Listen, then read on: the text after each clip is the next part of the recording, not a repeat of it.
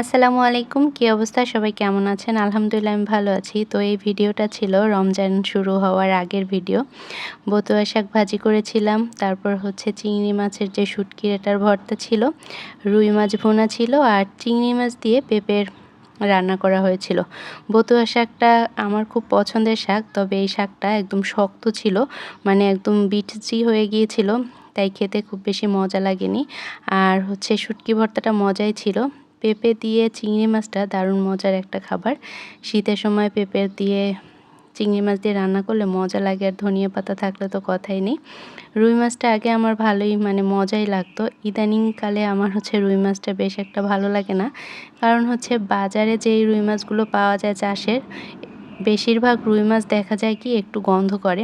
আমি অনেক ভালো করে মাছ ধুই বা পরিষ্কার করি।